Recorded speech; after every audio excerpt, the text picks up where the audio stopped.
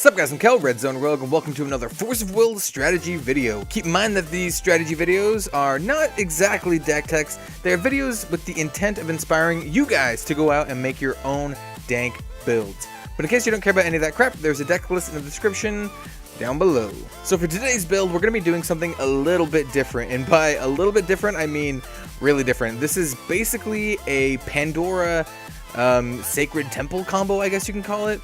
There's almost no Resonators in the deck. It's just like a pure combo deck. It's a lot of fun. It's not something I generally do in Force of Will. In fact, this is the very first deck like this that I've built in Force of Will. I have played other decks like this in other card games, notably Shadowverse. If you guys play Shadowverse, there's a deck in that game that's it's a Haven deck using a card called Seraph, and what you basically do is you stall the game until you can kill your opponent in one turn, and that's what this deck does. So yeah, without further ado, let's go over some of the cards. Of course, we're going to start off with good old Pandora here. Not this Pandora, this Pandora.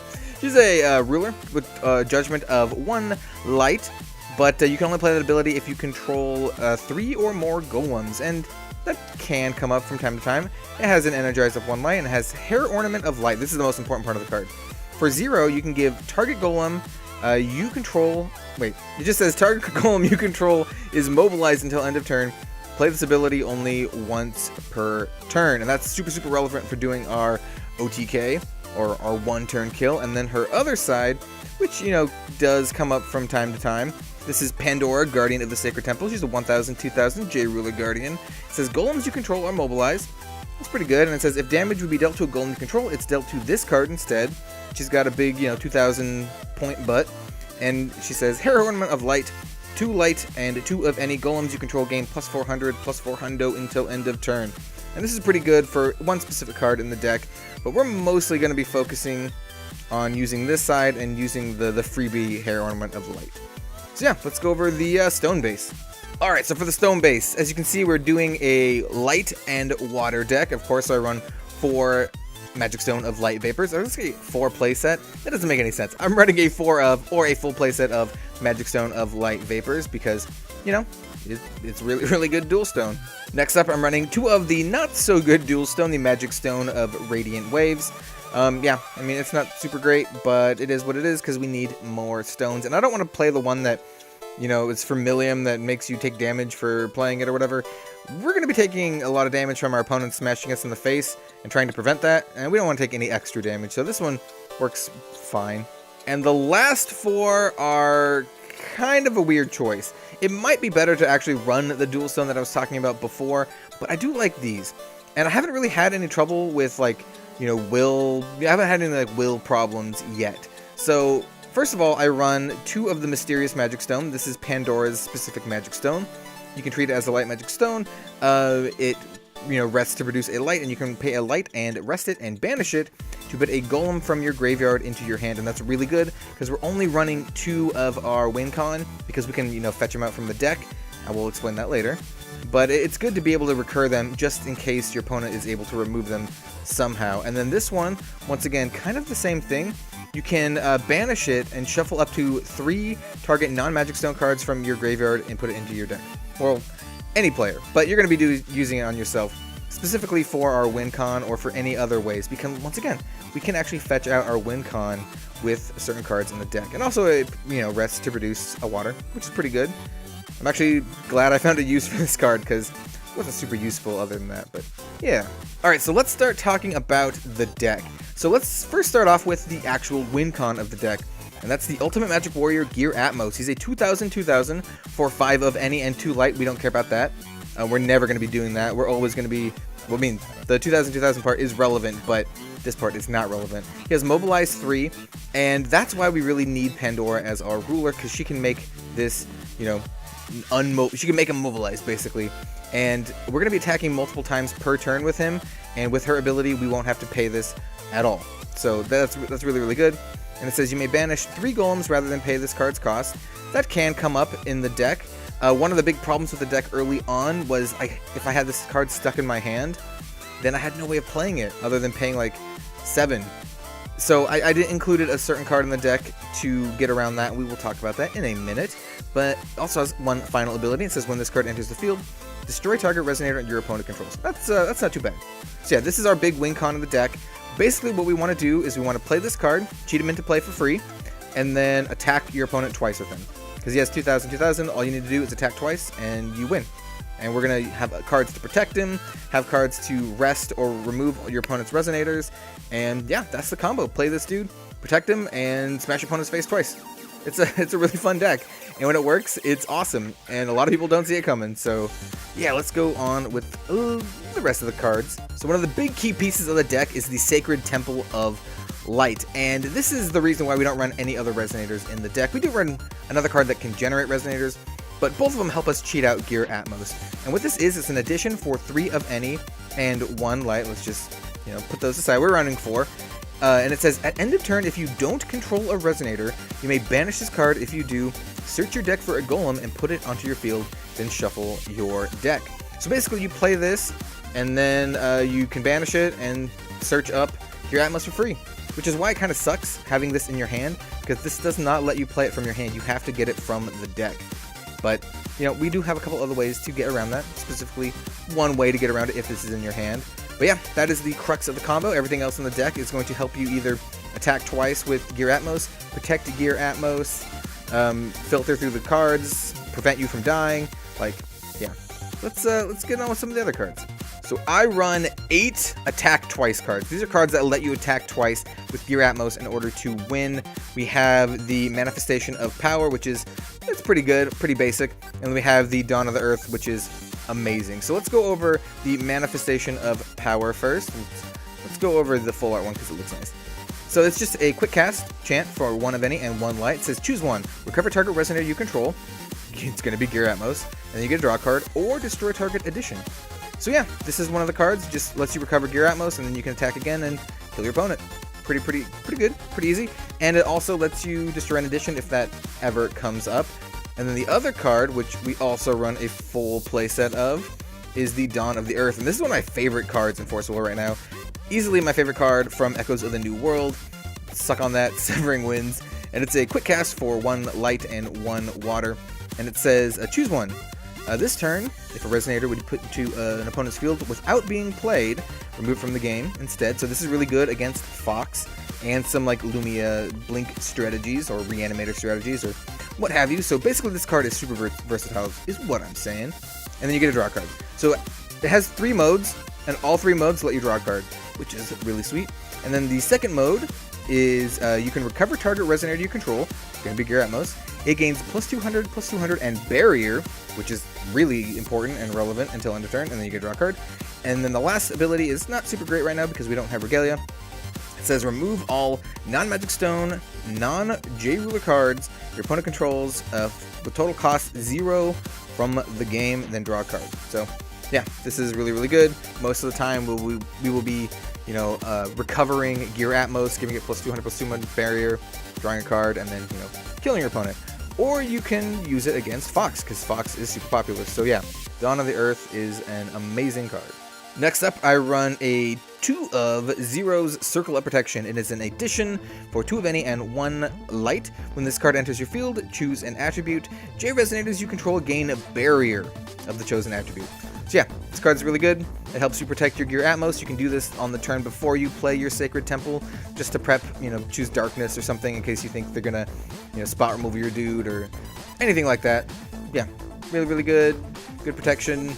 Yeah, can't say anything else about this card. So next up I have an alternate win con / answer if Gear Atmos is in your hand. So this is Conjure Constructs. You might want to run a full playset of this. Basically what it is, it's a chant for 2 light and 1 of any, and you get to put 3 500 light golem resonator tokens with mobilize 2 onto the field. So you can use this with Pandora's J-ruler side, or use it to J-activate her to her J-ruler side, and then pump up all your golems and attack for the win. That's a good alternate win con for this deck in case you're having a little bit of trouble.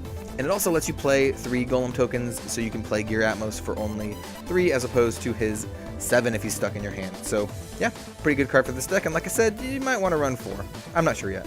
Next up, we have one of the best stall cards in the game right now. This is Amaterasu's Foresight. It's a chant with quick cast for 1 light and 1 of any, and it says, prevent all damage that would be dealt by J Resonators this turn. This is really, really good against the Priscilla deck. It's also really good at basically just saving your ass, and we have another way to recurve this card so we can play it more than once, so we basically have like a virtual 8 of these in the deck. The next card will go over that, but yeah, Amaterasu's Foresight. Fantastic little card, and it's kind of mandatory for this deck. You need it to save your butt. So next up is a full playset of Spinning Aquasol. This card is awesome. If you saw the top 5 video that I made for DMO73's channel, you will know that Spinning Aquasol is one of my favorite cards from the Ancient Knight set. And it's a quick cast for 1 water, and it says, put target chant from your graveyard to your hand. So this card lets you recur any chant from the entire deck. You can get Amaterasu's Foresight, you can get that Conjure Golem spell that I forgot what it's called. Conjure Constructs, yeah, that's what it's called. You can get some of our draw spells back. Yeah, this card is really, really good. A lot of the times it's just like Amaterasu's Foresight, get it back, play Amaterasu's Foresight, just to stall as much as you can. And you can also get back some of the sweepers we have too, so yeah, this is one of the good key pieces of the deck. Next up, I run a full playset of the Summon from Memoria, and I've always wanted to play this card ever since it was spoiled. This is like my jam. I love cards like this. This is basically like a Ponder from Magic the Gathering, or like more recently like an Opt or Preordain or whatever you have. But yeah, this card is sweet. It says for 1 water, it's a chant. You can look at the top 3 cards of your deck, put a card from among them into your hand, put the rest on the bottom in any order. So yeah, this basically helps you filter through your deck so you can get your combo pieces or whatever you need to survive or anything like that. Yeah, Summon from Memoria is really cool, and I'm glad to finally be able to play it, basically. So next up, I run a full playset of Idol of Magic, and this is another filter card. It's a better filter card the turn after you play it because it's basically free. So yeah, basically it is a addition for 1 of any. You can pay 1 any, banish it, produce a light, fire, water, wind, or darkness. And it says when this card is put into the graveyard from the field, draw a card. So yeah, you could play this on like turn 1, and then on turn 2, you basically get to draw a card for free. It kind of just filters through your deck. It does a pretty good job of that, and yeah, that's basically what it does. It's pretty good. Free card draw on any turn after you play it, and helps you get all the combo pieces you need. Yeah. So next up, we're going to talk about some of the sweepers, or like mass board control, I guess you can call them. So I run 2 Crippling Light. It is a chant for 3 of any and 2 light. And it says destroy all non-golem resonators. It's a pretty good card after you play Gear Atmos, pretty good card before you play Gear Atmos. It's basically a pretty good card, blows up all your opponent's dudes and none of your dudes. Yeah, it's a solid card, and remember, you can get it back with Spinning Aquasol. Similarly to that, I run a 2 of Rachel's Smile. This card is both really cool because the art is fucking awesome, and just a pretty cool card in general that not a lot of people play. It's a chant, Ancient Magic, we don't care about that. As quick cast, it costs 3 of any and 2 water. And it says rest all J Resonators and Magic Stones your opponents control. And this card is super sweet. If you can, like, play this on your turn, or play this, yeah, basically on your turn, and rest everything your opponent has, then you just have like a free pass to smash in with Gear Atmos. Basically, starting your turn with this in hand and a couple extra will and Gear Atmos on the field is a free win. And that might sound like Magical Christmas Land, but it's not. You can do it, you know, a pretty good amount of time, especially if you can stall as much as you can. And this is one of the best ways because it rests your opponent's J ruler too, so they can't block with it. Yeah, pretty good stuff. And lastly for the deck, and probably the one that I'm not sure of the most, we have Rain of Light. So it is a chant quick cast for 1 light, 1 water, and X. And it says target up to X resonators, rest those your opponents control, and recover those you control. So you can see the idea here, right? You can rest your opponent's guys and recover your guys. So you can smash in again with Gear Atmos and rest whatever your opponent has going on. I'm not sure about this one. It might be better to play something else. I usually just want something else in general because it is a pretty big will sink. You have to play a lot of will to make this good. But yeah, I don't know. Let me know what you guys think about this one. Alright, before we go, I want to talk about the sideboard. So in the sideboard, I run 2 more Conjure Constructs, which just in case. My sideboard really isn't, you know, fleshed out, and as you can see, it's not even sleeved up right now. I just kind of like have it to the side just in case I'm going to try something else while I'm testing the deck out or playing against friends. And I haven't really done that a whole lot yet. I think the deck runs pretty well as it is, unless your opponent's playing a very specific strategy, namely like Fox or Prisia, but, you know, I haven't been playing against a lot of those. A lot of people are pretty burned out on that shit right now. Anyway, yeah, having these two in the sideboard is pretty good in case you wanted to do a more, like, wide strategy and using this as the finisher, which is not too bad. Next up, I run 3 of Detachment.